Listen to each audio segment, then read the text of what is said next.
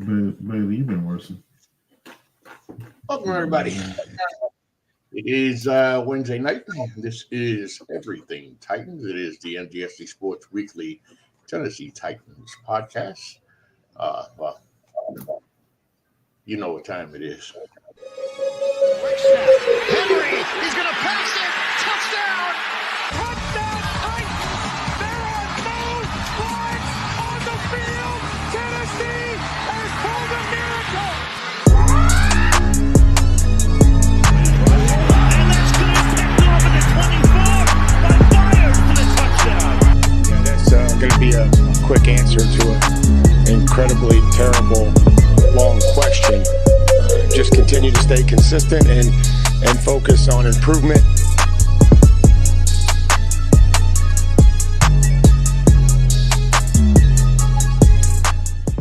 All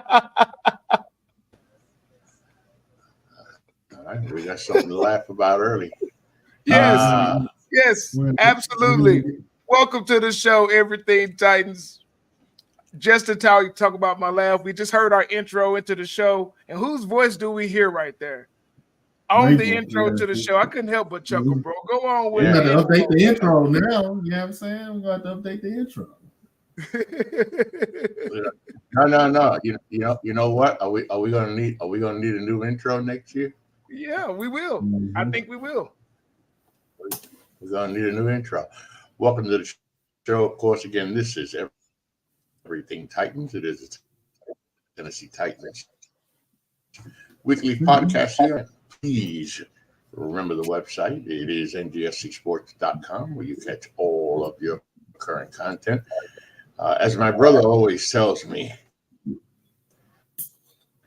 close some of these tabs around here so I don't make things more difficult for us. But anyway, if you log on to the website right now, of course, you'll see I put up a little article myself, College Sports, How Winning Impacts Revenue.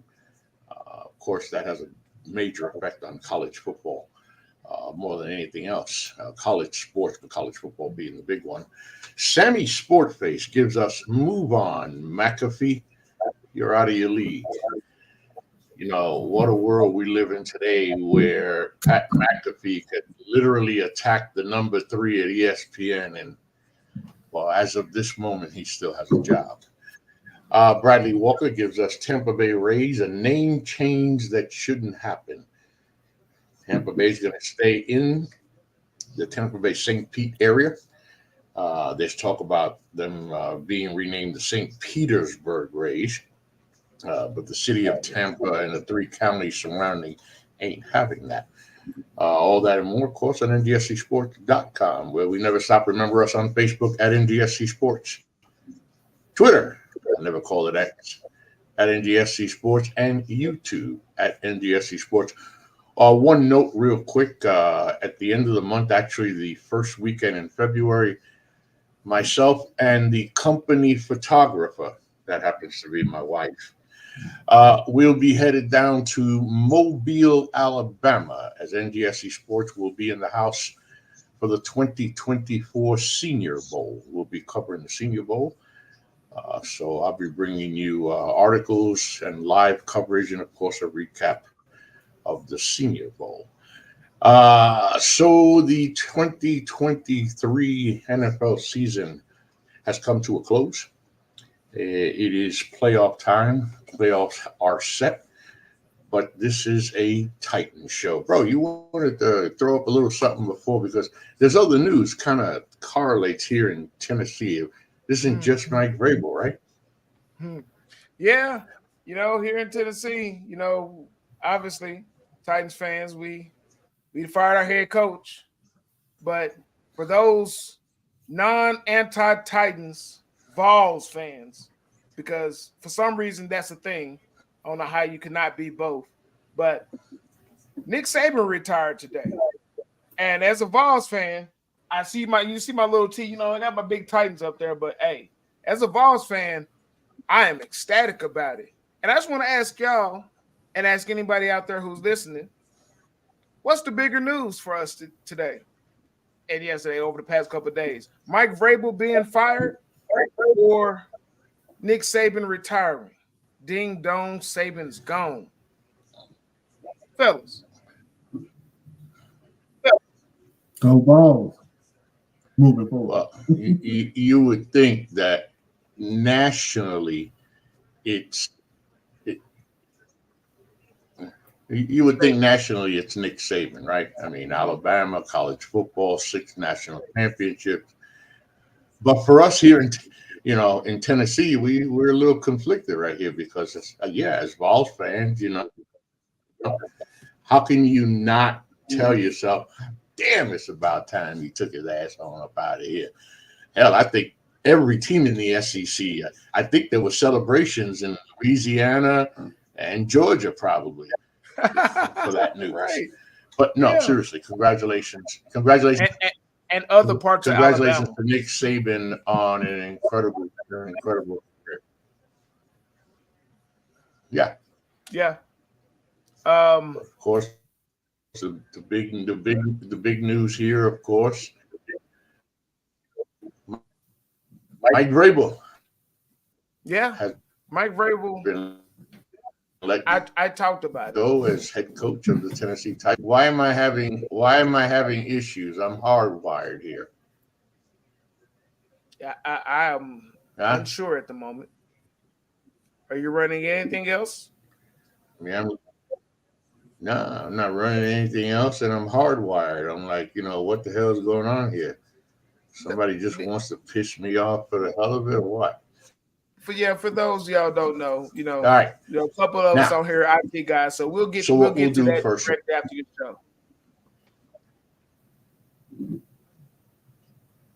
Yeah. So of course, first thing we'll do is we'll look back at the 2023 Titans season that didn't turn out as planned as we hoped, as fans would hope, as the team hoped, as the organization hoped.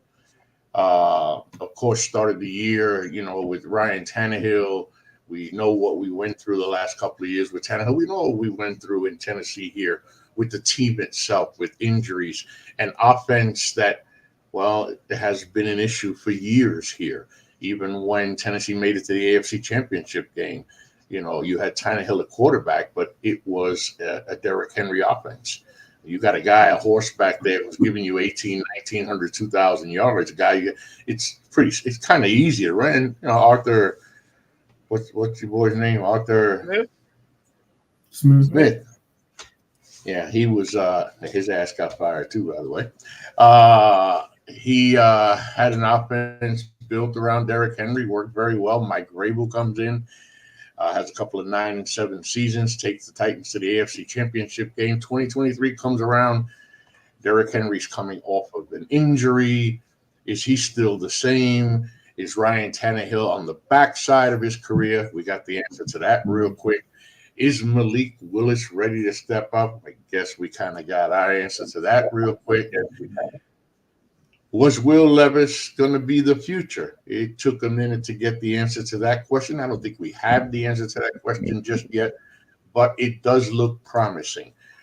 A big lull the last 5 games of the season, before the final game of the season, everything just really going downhill.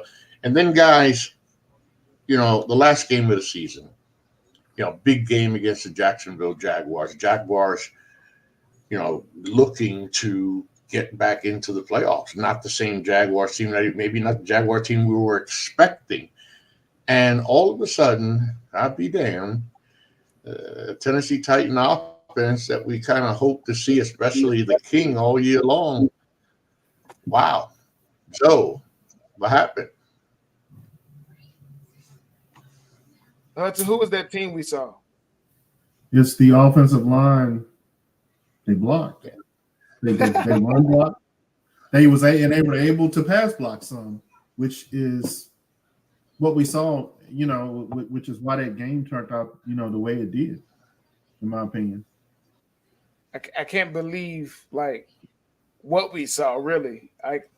We had a conversation during the game, and I said the Titans are going to choke this one up again too and save us at the last minute because if there's a will, there's a way. And we have a will to find a way to lose. So it's been that way all season.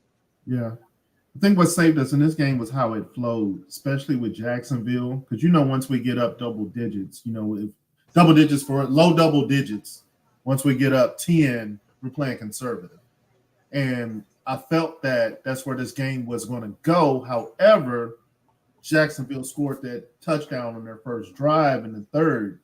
And it forced us to stay, well, I'm not going to say stay aggressive, but we couldn't play the conservative brand that we've seen this team play when we're up double digits.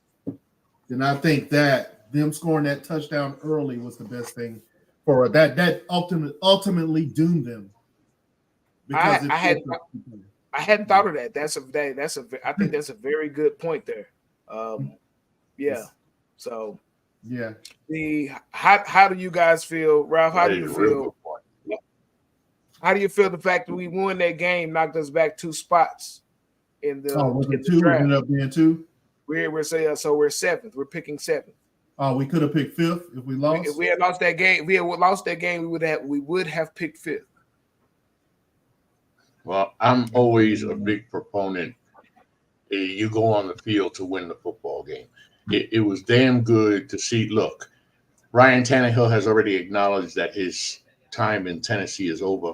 I think it's safe to assume we've seen the last of Derrick Henry in a Titans uniform. So I felt good for Henry to see him have that one game this year where he looked like 22, where he looked like the king. On that 69-yard run, he just couldn't get it into the end zone. I was screaming for him to just get that last few yards, but it was good to see that. It was a good feeling. Not only that, when you're in a position that you've already been eliminated from the playoffs and you're playing a team looking to get into the playoffs, what's a big word in sports, and in this case football? You want to be a spoiler. And when you want to see your team be a spoiler. So I didn't give a damn about that 5th spot as opposed to the 7th spot. I wanted to see him win and knock Jacksonville out. Yeah, I feel you there, and it was nice to stick it to Jacksonville for how they stuck it to us last year, even though we were scrambling. We out here starting Josh Dobbs. It ain't like we were ever supposed to beat Jacksonville last year. Jacksonville was using their starting quarterback. Their team was mostly healthy, and I mean, he's playing dinged up, but still, it was the Titans. They fired their whole defensive staff after that. So, I mean, we get coaches fired. Texans get coaches fired because I think the Texans losses got Mike Vrabel fired. So, what you think about how Henry finished the game and how Henry's performance went, Tweez, and his send off? How did you feel about that? Yeah, I mean, I love to see it. I mean, it's as a Titans fan, we're Derrick Henry fans. I mean, what he's done for this franchise. He's carried us. It was good to see him get the W, and in an emphatic fashion with over 150 yards rushing, the way he did, and with that 60 plus. I forget what the actual yardage was, but we know the 69 yards. 69, yeah, with the 69 run. That was great to see. I mean, it was good, and even him, and I would say Tannehill, because Tannehill has won a lot of games for us. It was like, okay, if this is your last game, you went out with the W. Hell, I didn't even think about the draft position, to be honest. No, I didn't care about that. Yeah. I just wanted the W. Well, so I want to give my little. Come on, bro. Yeah, hold on. I was gonna say, come on, bro. You're doing good hosting the show. Come on, let's go. What I wanted to do is give my quick little timeline of events from the end of the Titans game to Mike Vrabel being fired. And so we won the game. I was happy we stuck it to him. I was torn on how I felt about it because I was, there was a scenario in which we could have ended up with the 4th pick. That scenario didn't play out, but there was a scenario out there with that. But ultimately, I like to see them get a win. I like to see how they played so hard for Mike Vrabel, and as the night goes on, we playing the game, playing Destiny, get the news of Arthur Smith, our former offensive coordinator, getting fired like shortly after midnight on Sunday, and the news coming out about him being fired. The first thing I started thinking in my mind was like, you know what? Maybe we can bring him in, maybe demote Tim Kelly or shift that around or bring him in above Tim Kelly like a Jim Schwartz, Shane Bowen type situation. And I'm thinking like, okay, maybe we can go that way. Vrabel won this game. The players played hard for him, Okay, maybe we can do that. And so the next day, I'm running through that process in my mind, and I'm at work. I usually work from home. I had to go into the office. We in a meeting. It's right before our second break or something.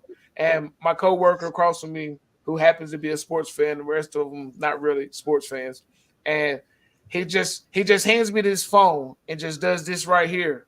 My hand is huge, humongous. So he just hands me his phone and does this right here, and I look at it, and I'm completely discombobulated, like completely discombobulated. And that's when I started trying to call Tweez. I think I called you, bro. I didn't know because I was diligently working, and I'm like, huh? He was like, what's going on? I'm like, right. Hey, but here's the thing. Remember, and there's receipts because of the show. I called him Jeff Fisher 2.0, which may be too much praise because Fisher won us over 100 games. So, but I told y'all I didn't like his coaching style, especially over the past couple of seasons. His reliance on the run, just the way that we play ball, like some of these games that were up that should be blowouts for Titans, they end up being narrow victories by a field goal or one score because of the way he coaches. I was just sick of seeing it. In Raf, I have to commend you because you said he was on the hot seat. I didn't want to, but even though part of me was like, I told you, yeah, I would be okay if he's gone. I just didn't think that they were going to do it. Hey, I was wrong, and I'm glad I was wrong. So I'm actually, I guess, I'm one of the subset of people that's okay with the fire. I'm okay. I'm okay with it. First things first. No, I was gonna say first thing first, man. So Zoe called me, and I already know something wrong because I know my little brother like a book. So he like half hyperventilating. I can't even say this shit. And I'm like, what the hell? Hey, and I say, hey, God damn, well, he's upset. And like I said during the season, of course Mike Vrabel was on the hot seat. You can't not be on the hot seat with these two seasons that the Titans have had. And like I told y'all, what was I telling y'all? When you bring in a new GM, hey, unless you win and you win right away, the new GM wants to bring in their own people, which brings me to this. Okay, Mike Vrabel's fired. Why? What happened? We heard at the beginning of the season when Rand Carthon was hired, the vision that he was going to work together with Mike Vrabel. We understood that Rand was not being given forget carte blanche. He wasn't even being given the carte blanche, but that they would work together in tandem to try to do something. As the season went along, you can't help but start thinking how much input Rand had with Amy. Amy Adams Strunk, of course, the principal owner of the Tennessee Titans, how many conversations they had. And I'm going to throw a couple of things at you guys and then give it to you.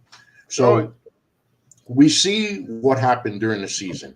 And as we're watching what's happening on the football field and how many times that we talk about adjustments not being made, about the game plan being the same, about not trying this, about not trying that, what were the conversations going on upstairs things were being talked about. People talked about the relationship between Vrabel and Carthon. I never saw anything about that. We don't know.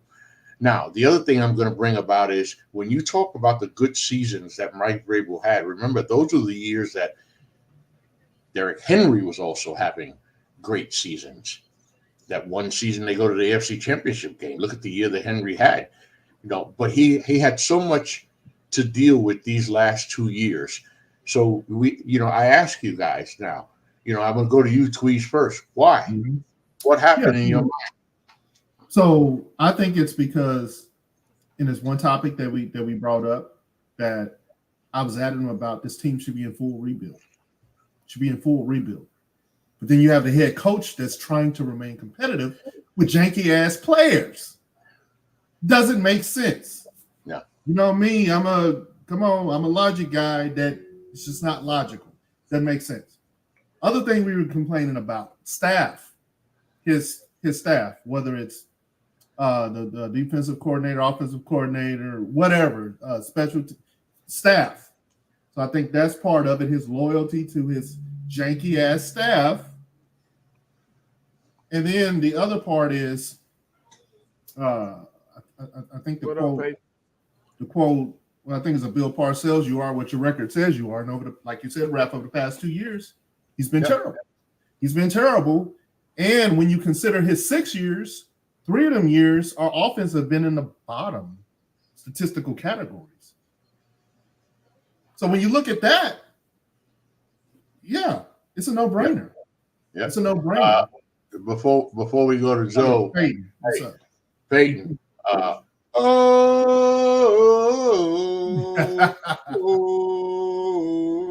had to do a big shout out to Peyton. Peyton Jones comes up. He says, J-Rob traded away Brown. Vrabel was visibly upset. Was Vrabel the scapegoat for J-Rob's mess? Now, that's pretty, I don't know. Zoe. J-Rob was the scapegoat for J-Rob's. J-Rob got fired mid-season. I think in this situation with Vrabel, he kind of, after J-Rob was gone, there was no more cover to protect him. Like with the special, okay, so he's never fired a coach mid-season. We had that the 2 block punts. The special teams coach, Craig Armour, who should have been fired arguably 2-3 years ago, was fired that next day. And it never happened before. Looking back, I think that was the owner. Not Vrabel's decision. That was the owner. Because Vrabel would have waited until after the season. You very well could be right. You very well could be right. But I also believe that I'm not entirely sold on, I know we had this conversation, Tweez, but I'm not entirely sold on the fact that Vrabel may have tried to get himself fired on purpose. I think he actually fired Craig Ackerman against his normal code of operation because I believe he was concerned about getting fired and he was really, really trying to keep his gig. And so, and the plays that happened, it was so egregious, something had to be done. Now we're talking about what happened. So remember when I would argue that Ty Downing was egregious as well. His statistics was egregious for a whole subset of games. We're talking about one game. So he could have fired him as well. The DUI was his perfect opportunity to fire him, and he did not. So that's just my counter to what you were saying. Yeah, I think the owner made him do it. I hear your counter, and you have a viable argument, and I'm not. There's not to be discounted, but I think we think back to when the Miami game happened, and that debacle. We were in control, and then that debacle happened, and it kind of fell apart, and we thought it was about to be over. Mm-hmm. And then somehow, Will Levis goes, unlike I've ever seen Levis go before in college or other. Yeah. And he led us back to victory. Almost, I ain't gonna say single-handedly, but basically, yeah. He willed it. He willed it in there. He willed it in there. Amy Strunk Amy Adams Strunk, word is this is something she's been mulling for weeks, for a few weeks. Remember, I said during that game, y'all laughed at me about it. I'm like, Vrabel's job is on the line, right? Like Vrabel might be fired on Monday, is what I told y'all. Right. Vrabel might be fired on Monday after that Dolphins game, because I thought it was finna go terribly bad in the way that team just collapsed. If it wasn't for Levis, Vrabel could have been gone mid-season. If she was mulling it, she's been mulling it for weeks. She was definitely mulling it and watching that shit and how that played out. Yeah, and Peyton comes up with a good question. Also, what's our thoughts on Miss Amy not talking to the media and the press? Or Rand spoke instead. First, go ahead. I don't like it. I don't like it because if it was her decision to fire him, she should be the one talking, not leaving it up to Rand. But also, she set a precedent for doing this last year when she fired J-Rob and Vrabel was up there to talk. Right. Yep. So, yeah. Right. That was already done. Yeah. So here's how I feel about it. I think she should have been up there to answer questions with him. She did put out the little interview with Mike Keith, but that's in a controlled environment. She didn't get hit by the press like when she put Rand Carthon out there in front of the media, they were like wolves. They were looking at unprotected, wide open flock of sheep, and it's like 50 wolves, and they finna devour it. And that's how they was, and you could hear it in the press conference. They jumping over each other, trying to get to, and the situation that he was put in, I believe he handled it extremely well, despite what some of what he did was, and that's what's got the media pissed off. And I had to tweet against who was it? Mike Herndon of PaulKaharski.com. He had the way he came off. I'm like, what do you expect him to do? You want him to tell you his whole vision and game plan? Well, then also, and that's what I'm glad you talked about that, because if the owner didn't want to disclose the vision during the closed setting, then it's not Carthon's place to disclose the vision. Self-preservation. I'm not going to give you shit. Just because you asked.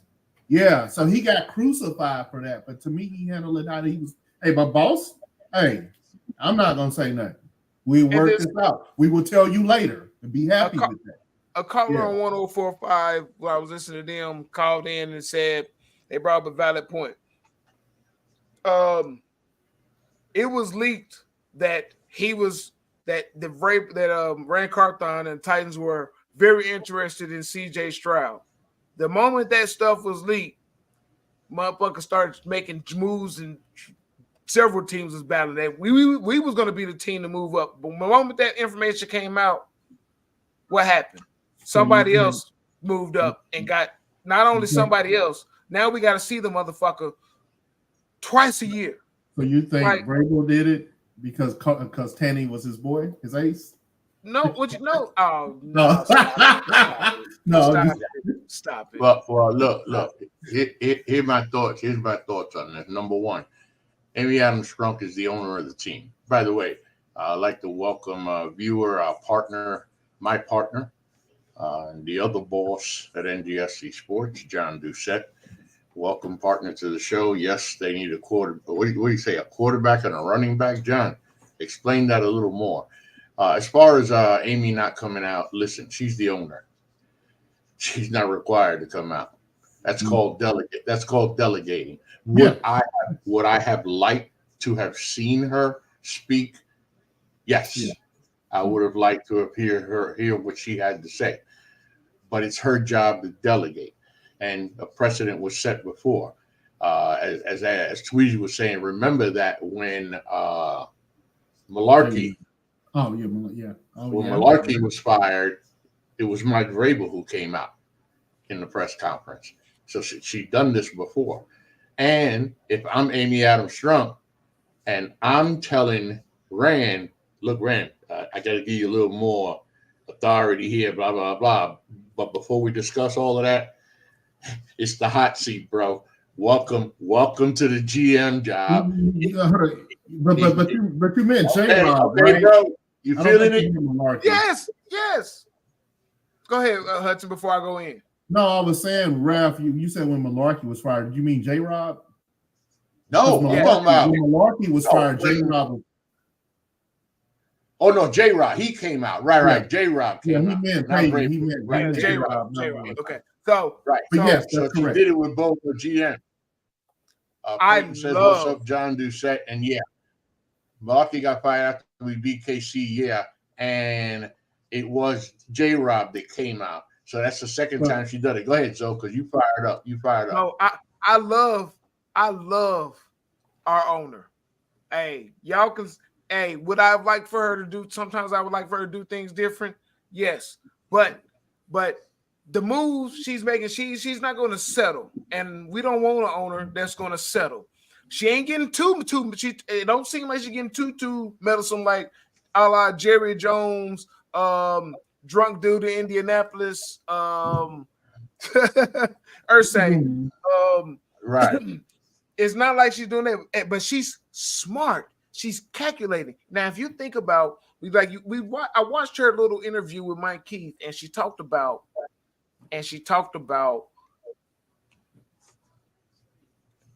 the question was who's going to be in charge, and then the next head coach comes in. Is Rand going to be in charge? And she said that I'm not ready to divulge that information right now. And there are several things I'm not ready to divulge right now.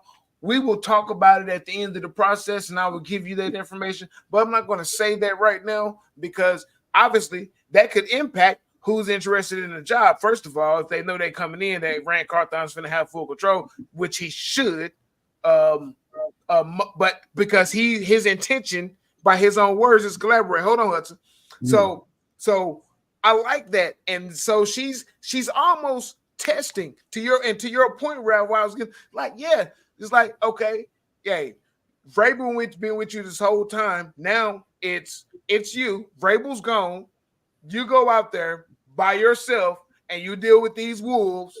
And I want to see if you will fucking wolf in sheep's clothing. Right. And see how you handle this. And before I go out here and tell motherfuckers that, I want to see what you gonna do. Let me see what you got. Let's see what you got. Yeah, because everybody know I fired this motherfucker, not you. Right. And we gonna send you out there to the wolves. I'm gonna test you. But you gonna handle it. Let's see what you got. And all I was gonna say was coach should coach, GM should GM. So yes. Right. That's it. By the way, I like what you said, bro, about I love our owner too. I love it too. And by the way, let me get to the comment real quick first. Peyton says, if anybody else coach this roster, we don't win 6 games. You know what, Peyton?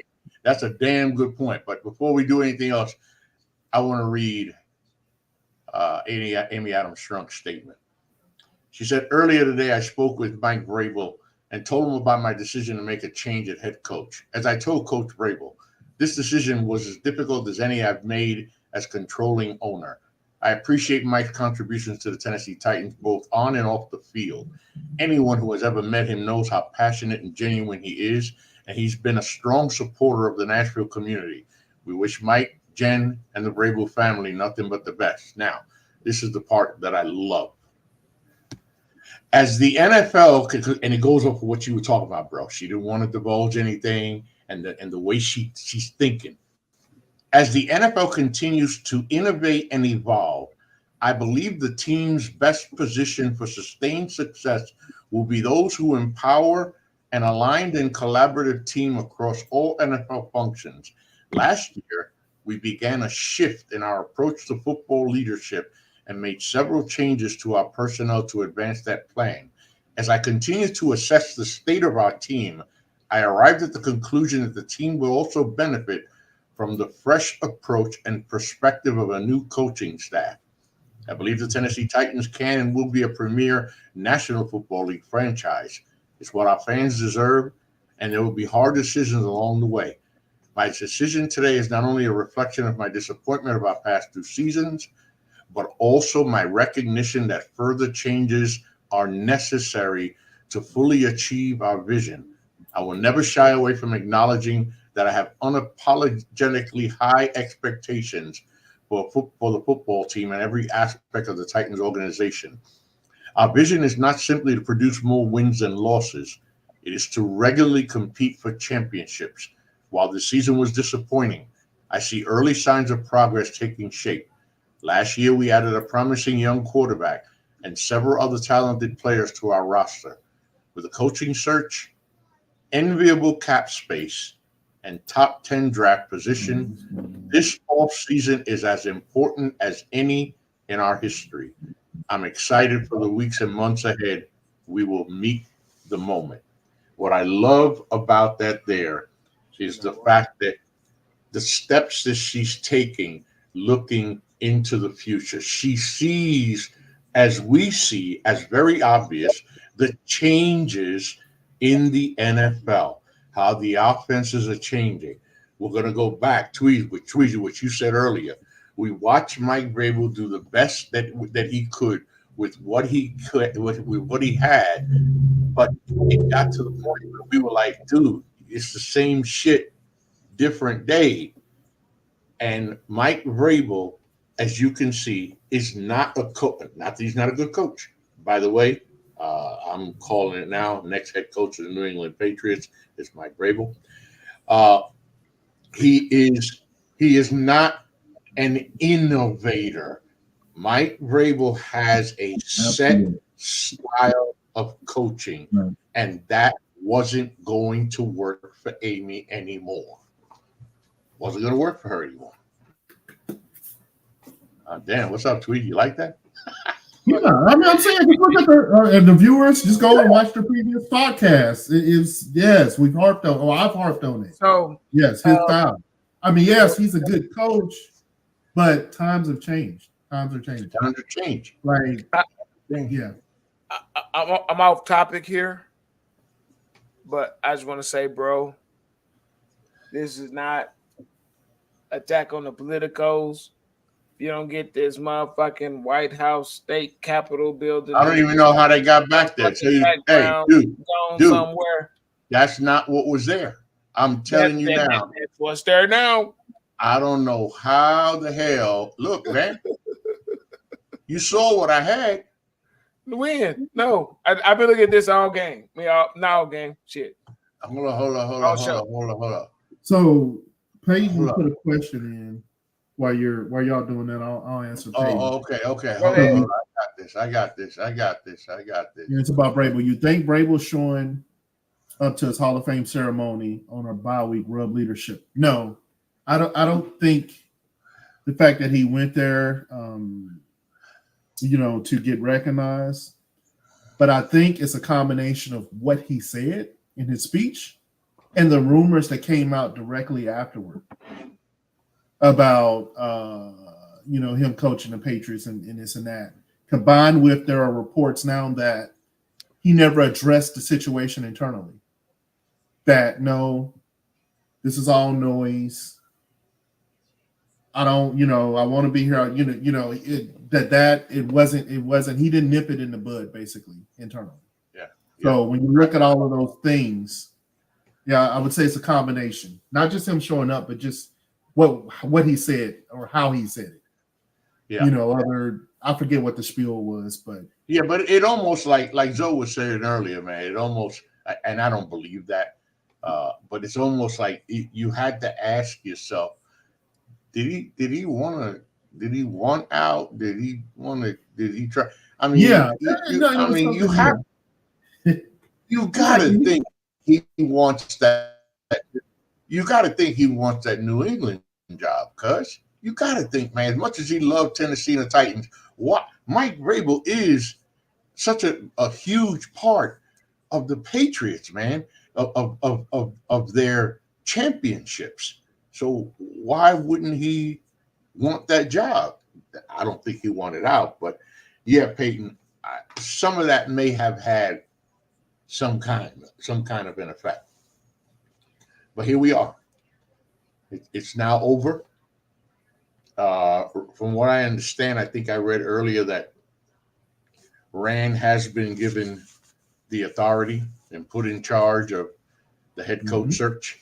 So that job is now officially his, rightfully so. It should. Hey, maybe after that press conference, she was like, "Oh yeah, hell yeah, okay. Yeah, he good, he good now. He could do this." And it's gonna be a big task at hand. We'll talk about that in a second when Joe gets back. But let's take a moment to thank Mike Vrabel, to thank him for what he brought to the Titans, what he brought to the organization, to the team, how he fired the team up. Listen, he took us to an AFC championship. Well, he made us relevant again. He made us relevant. It was, we were, for a while there, most of the Titans home games felt like away games to the team.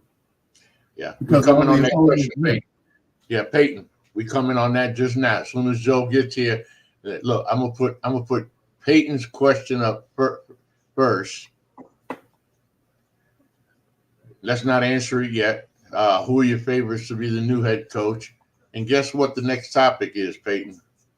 Boom. Who is the next Titans head coach? Well, as my brother let me know, I hadn't kept up. The only place I hadn't checked.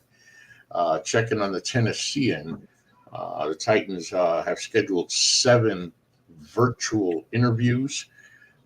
Cincinnati Bengals offensive coordinator Brian Callahan, Detroit Lions defensive coordinator Aaron Glenn, Lions offensive coordinator Ben Johnson, New York Giants offensive coordinator Mike Kafka, Baltimore Ravens defensive coordinator Mike McDonald, the Raiders interim coach Antonio Pierce, the Dallas Cowboys defensive coordinator Dan Quinn. Before we go into that, I wanted to bring up someone else.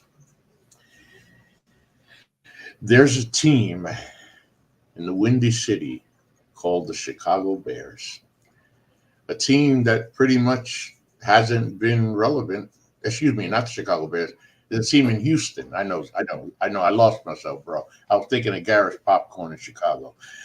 There's a team in Fat Man's always thinking of food. Let me start again. There's a team in Houston called the Houston Texans. And they have not been relevant as of late. They make a coaching change. They draft a young quarterback who exceeded everybody's expectations. And now the Houston Texans find themselves in the playoffs. So now the Titans have to ask themselves, we know that Mike Vrabel, of course, is a defensive-minded coach. Defense is not our issue here in Tennessee.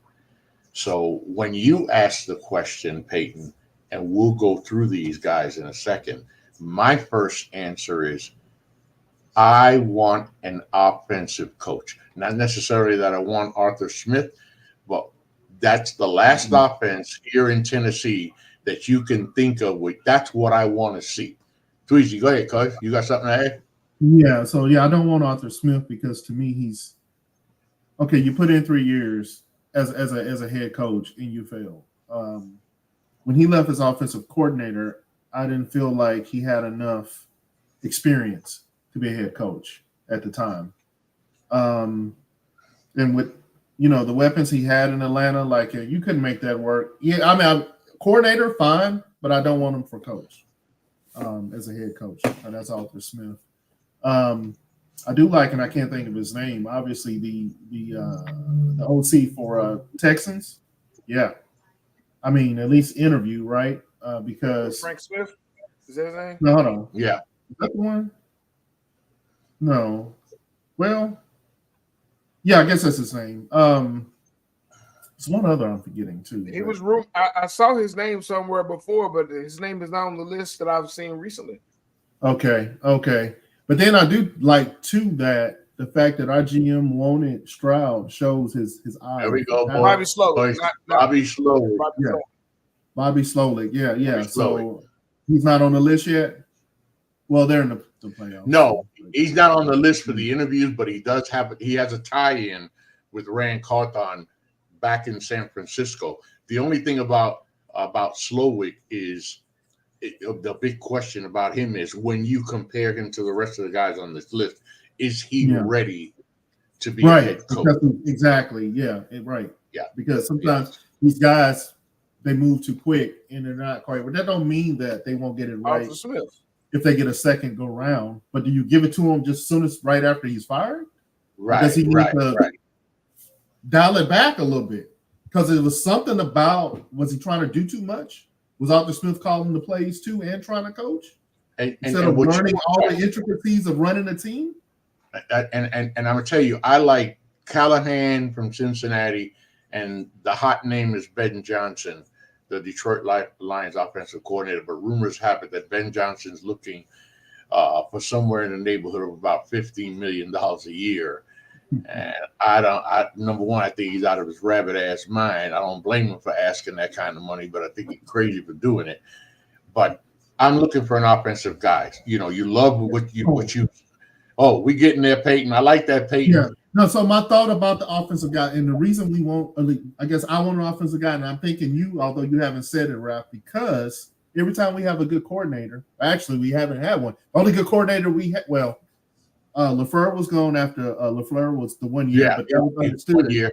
Then we had Arthur Smith 2 years, and then Pillage. So I don't want to keep going through this cycle of having to rely on hiring the next hot offensive coordinator, because that's really what doomed us. Because it's easier to find the defensive coordinator. Right. So if we have an offensive-minded coach, we don't have to worry about losing him as an offensive coordinator. Exactly. Then the offense is fine, and we can just settle on. And it seems like the defensive coordinators there's more of them, right? Or they're better.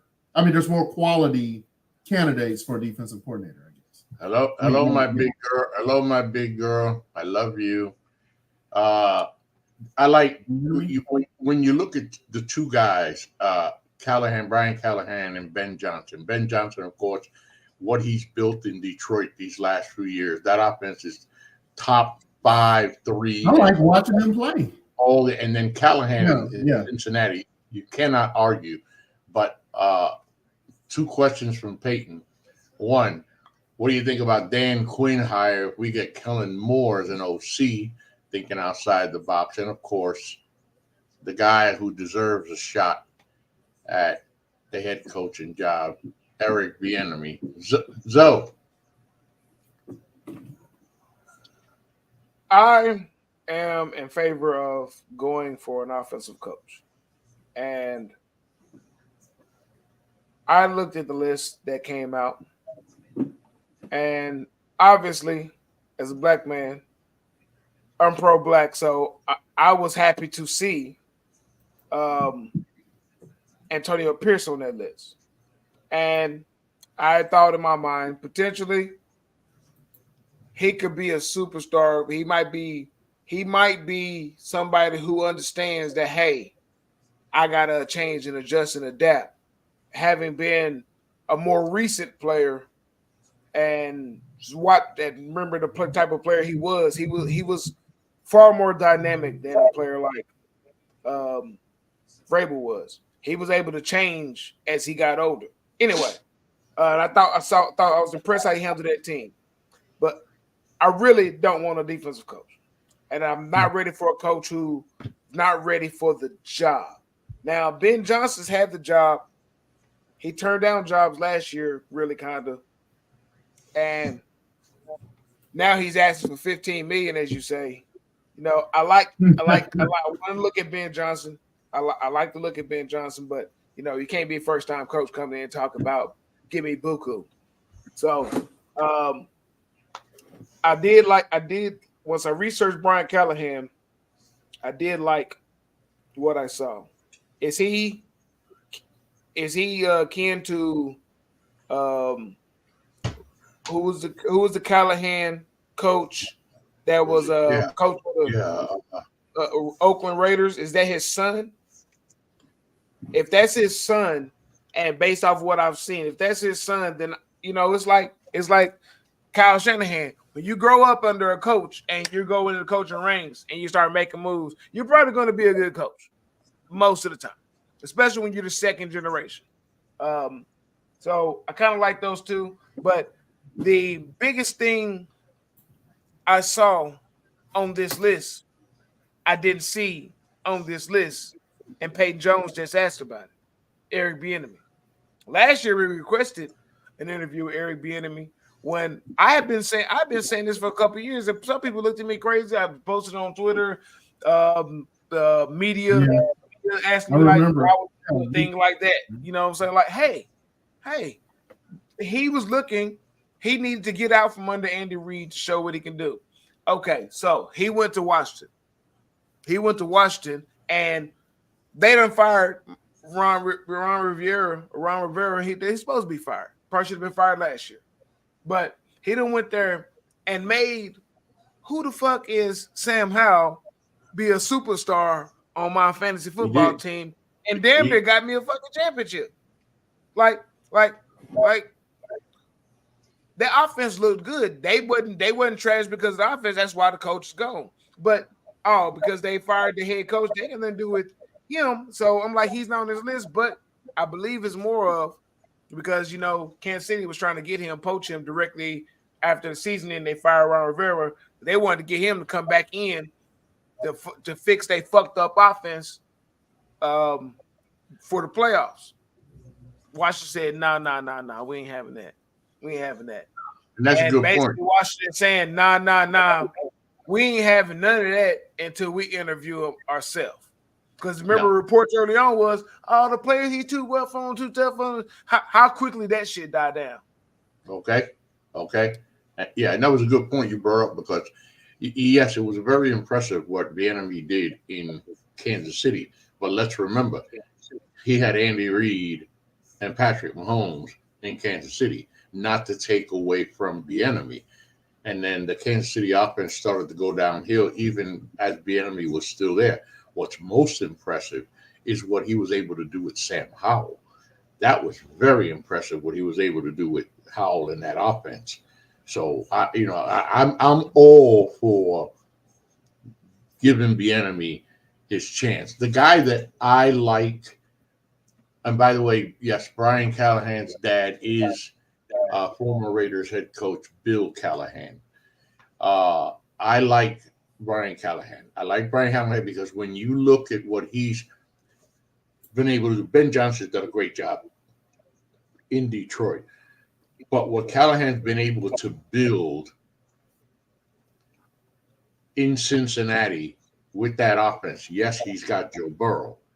But if you look at his overall work there, I like Brian Callahan. I really like him. So one thing that I saw when I was looking in on Brian Callahan, now I looked it up. I wasn't saw when I was looking in. I was researching, and the question was, does he call plays?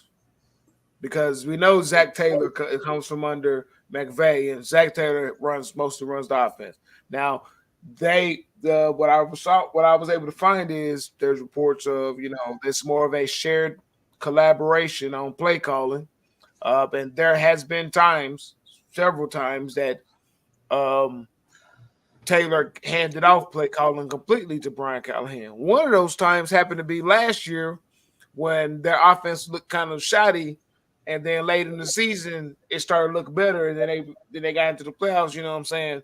Like it was looking a whole lot better than what it was early in the season. It was like, what's going on with the Bengals? That was Zach Taylor turning over the play calling to Brian Callahan. And another thing that I think about when I hear about Brian Callahan is his pops, Bill, was an offensive line coach, if I'm not mistaken. That's one of his big things, was being an offensive line coach. So I would imagine that's that how that works, especially they go pass down the information.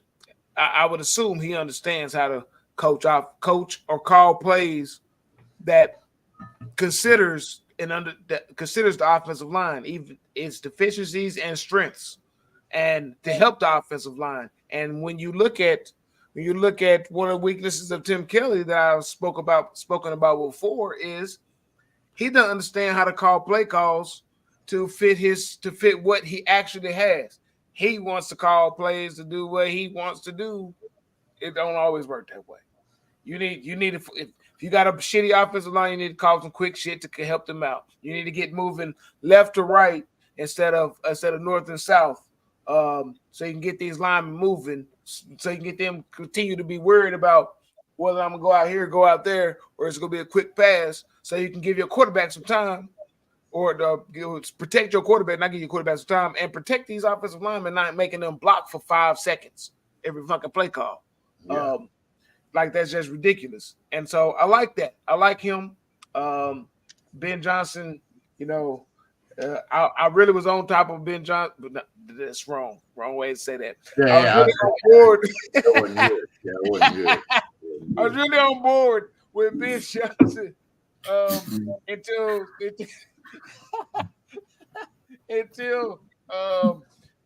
Tweez talked about that, or you talked about that 15 million. And so, but one person, if Washington decides they don't want Eric Bieniemy, and we hadn't made a decision on our coach, I'd expect him to end up on their list simply because it is what it is. Grant Carthar's our GM. Fuck Nick Saban. That's the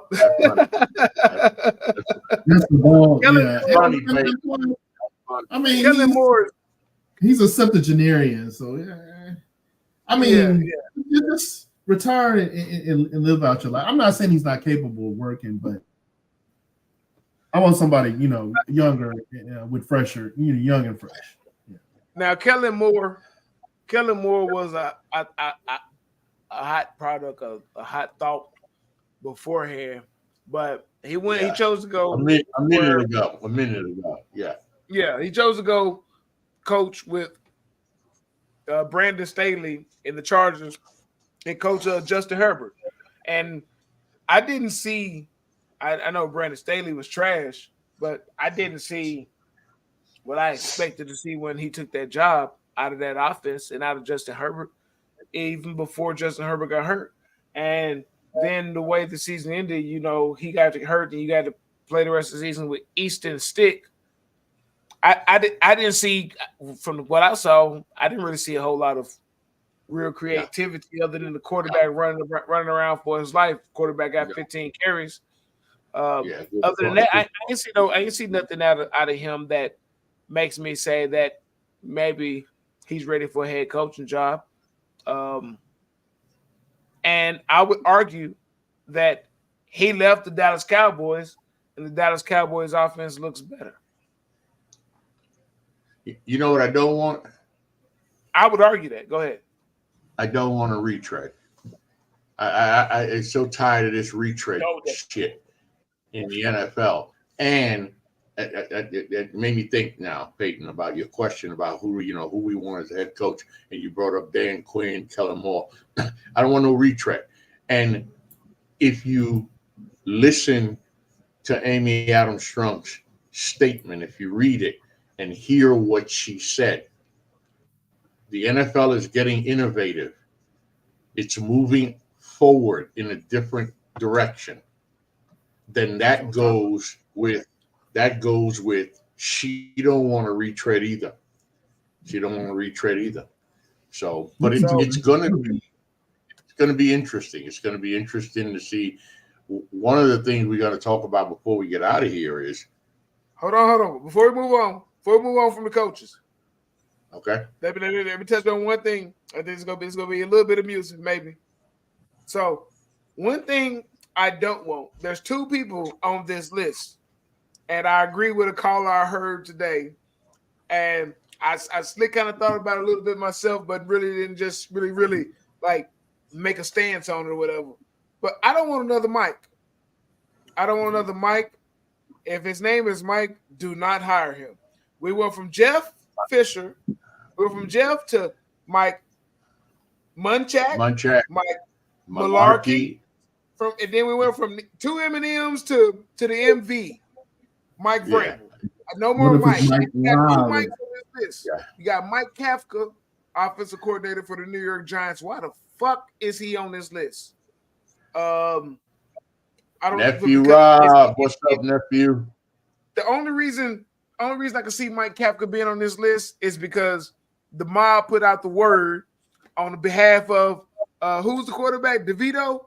What's his name? Yeah. What's DeVito? Yeah, Tony. Yeah, because they done put out the word. They done put out the words like, hey, y'all better give Kafka a chance, or Now, and then y'all gotta let me. Hey, y'all gotta let me be an Mike uncle McDonald. here. Y'all gotta let me be an uncle here just for a second. So this is my nephew Rob Robinson. First and foremost, what's up, nephew Rob? Love you very much. Please give my love to the family. He says, thank you, Nick Saban, for over a decade of dominance. Roll Tide. Now, I'm going to say this to you, nephew, with nothing but love. You know what you mean to me. What up, Unc? If you ever come on my motherfucking show again with some Roll Tide shit and Nick Saban, I'm gonna tell you what. He said, what's up, Joe? I'm gonna tell you what, little nephew. I'm coming all the way down here. I'm putting your ass over my fucking knee, and I ain't done that shit in a long time. Don't come with that Roll Tide bullshit over here. Don't come with that Roll Tide shit. Come on, nephew. Damn. So here's what's got to happen though. Whoever the head coach is, again going back to Amy's Adam Strong. Look what? Damn, huh? Hey, damn nephew. We talking about the Titans, man. And this is Vol Nation, and you coming with some Roll Tide shit here. Come on now. But you know what? Let's give props where props is due, okay? You're right. A hell of a run by Nick Saban. Domination. But we about sick and tired of that shit. Look. Roll, tears, roll. But here's what has to happen.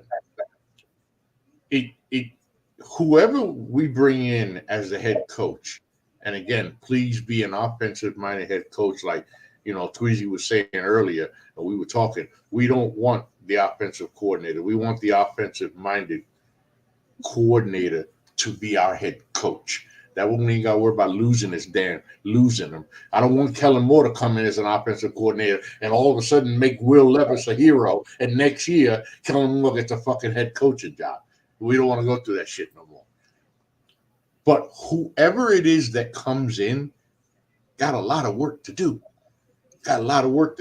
Now, I like the way you brought up the Miami game, Joe, because Levis showed it, and it wasn't just the Miami game.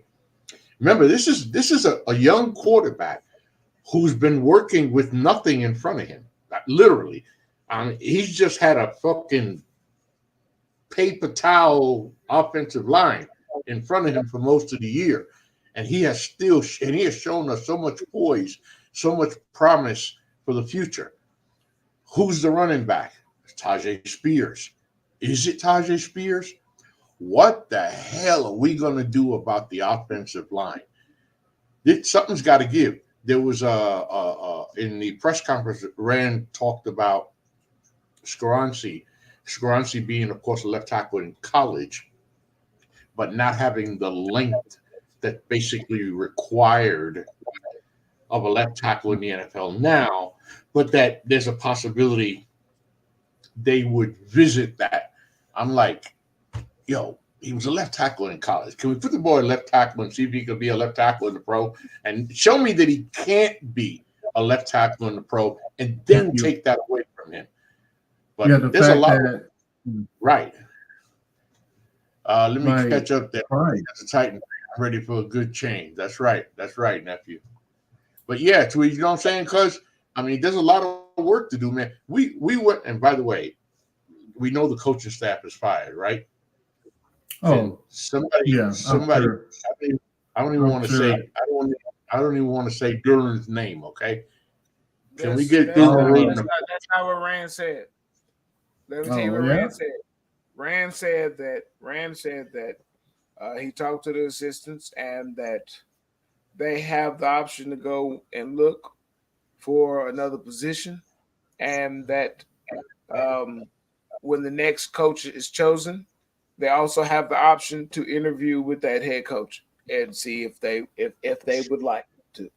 Well, I mean, and that was a nice way of saying what. That still leads to what Ralph said. They're gone unless the new coach wants them. That's a nice way of saying. That's a nice way of saying. Y'all better go find you another motherfucking job. Because I hope Coach T stay. I hope they keep Coach T. Defensive line coach. I hope they keep him. I hope he gets hanged. I hope some way we can find a way to hang on to him. I would expect one or two might survive, but this coaching staff is. I even like the new secondary coach you brought in. Yeah, the new coach is going to come in now. Rand Carthon, and by the way, as of next year, it is now Rand Carthon's team. It's going to be his head coach who's going to pick his coaching staff, who is going to play and build this organization in the vision that Rand Carthon wants with, of course, and that's the other thing I love about Amy. This is an owner who is fully vested in this team.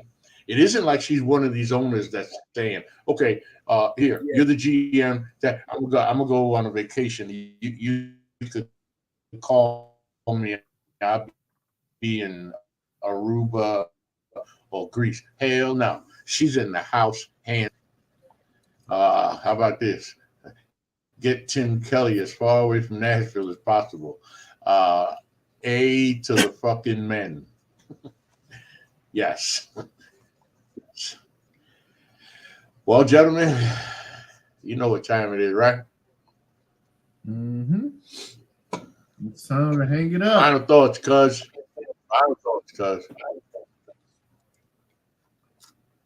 Me, I'm excited. Right? Again, I didn't think that this would happen. So I'm. You didn't see it coming. I'm ready to see. No, because like I said, we talked about it, but I didn't expect ownership to do it. But hey, we're in this situation. I just want to see who our next coach is going to be, and then who we hire, and go from there.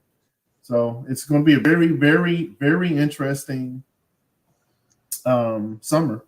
I mean, it was already going to be interesting because of the draft, because of all the needs we need. So for the first time, well, it could be because of this show, but for the first time, what I'm saying, I'm looking at college players. I'm looking at to see who we possibly drafted in rounds 1, 2. Like, I've never done that before. I never really cared to this extent. So yeah, I mean, it's going to be a busy offseason. So hey, Titan show draft night. I hope so, Kate. He's one of my I would be okay with that. Bro, final thoughts? My final thoughts are Ben Johnson's going to end up being the head coach of the Chargers. I believe that Mike Kafka is going nowhere. I believe that Dan Quinn is going to replace head coach Pete Carroll, who was also fired today. Yeah, Pete coach in Seattle, and so that's where he's going to end up. Also, follow behind, as Peyton Jones mentioned earlier, Kellen Moore come in and be his offensive coordinator, because he's not going to get a head coaching job. We appreciate you, Peyton.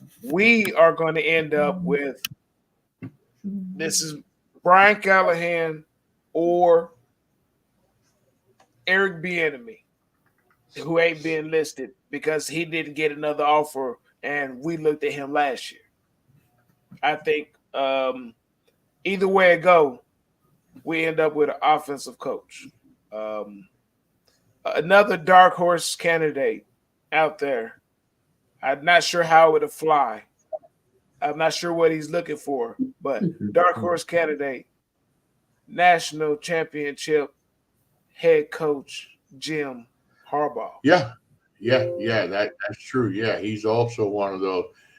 Get online in the draft every dang pick. Get a company wide receiver to help D-Hop. Oh yeah, $71 million in cap space.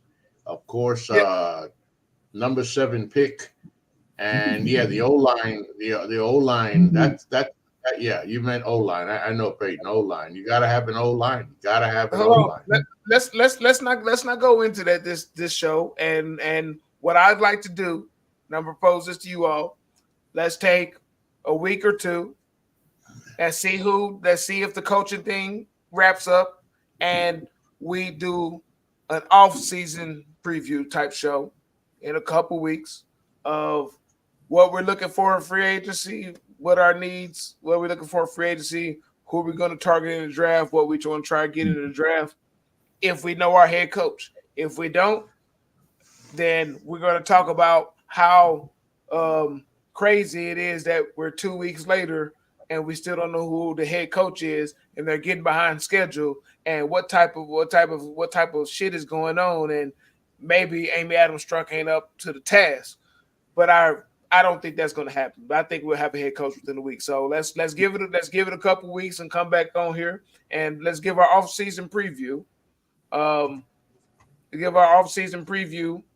And then we take some time off until free agency frenzy And the draft. My final thoughts are this. Rand Carthon, welcome to Nashville. Welcome to the Titans. Welcome to the position of general manager, because it is now that Amy Adams Strunk has strapped you to your seat, so to speak. It's time for you to show us what your vision is, how you see this Tennessee Titan team moving forward. It's going to be on you to build this team through your new coach, through free agency, and through the draft. Yes, we would like a winner now. More than likely, we won't get that right away.